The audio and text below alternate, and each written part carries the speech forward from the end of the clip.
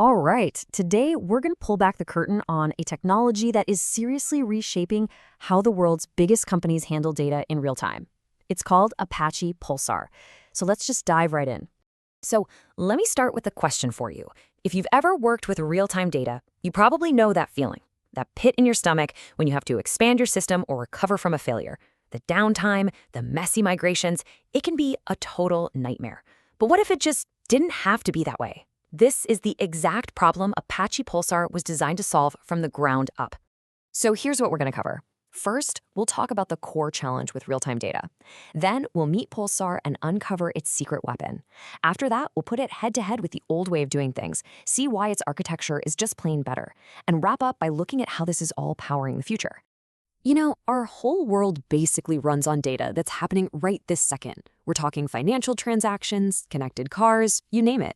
But the honest truth is, a lot of the systems we use to manage this absolute fire hose of information are brittle, way too complex, and frankly, a huge headache to operate. So what's the real problem here? Well, a lot of these traditional systems use what's called a monolithic architecture. Basically, it means that the data processing, the serving, and the data storage are stuck together, tightly bundled on the same machine. Now, that might sound simple at first, but believe me, it creates massive bottlenecks and operational chaos down the road.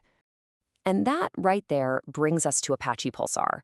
This thing was born at Yahoo, a company that had to handle data at a truly mind-boggling global scale.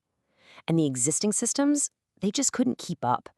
So Yahoo didn't just make a small improvement. They did a complete, fundamental rethink of how a messaging platform should be built.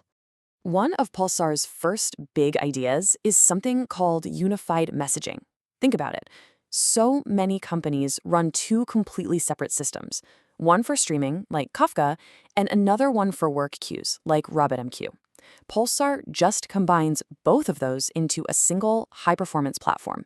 That means one system to manage, one API to learn. It's a huge, huge simplification. But the real game changer, Pulsar's secret weapon, it all comes down to a core architectural decision. It's all about its multi-layer architecture. And this idea right here is the key to pretty much everything that makes Pulsar so incredibly powerful. So let's just put them side by side. Over on the left, you've got that classic monolithic approach. Serving and storage are basically chained together. But look at the right. This is Pulsar's big idea.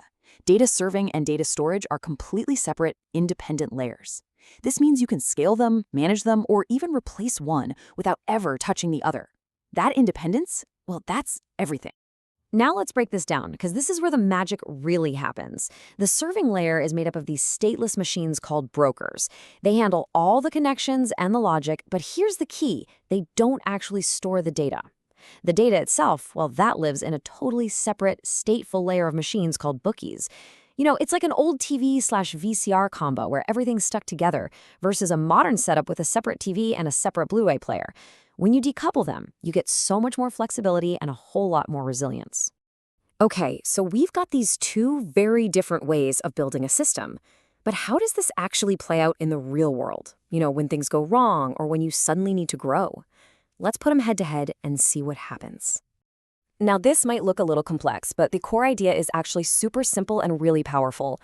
On the left, in a system like Kafka, a data partition is just one giant continuous block. Think of it like a massive file. And that whole thing has to live on one machine.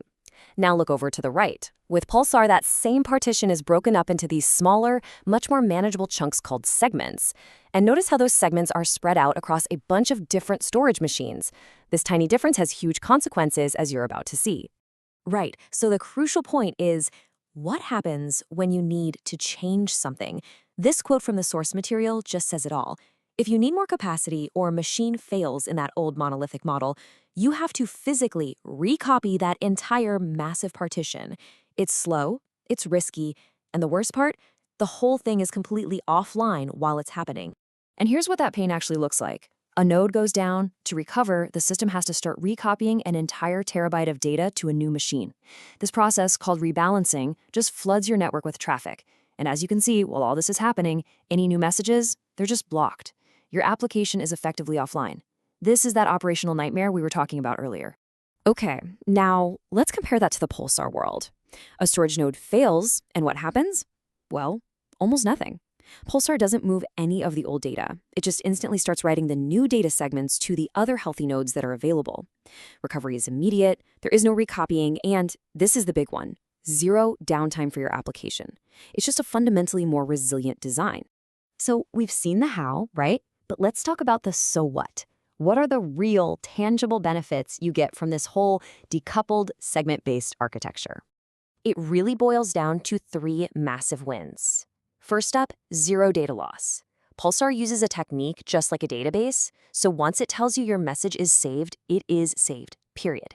Second, instant scalability.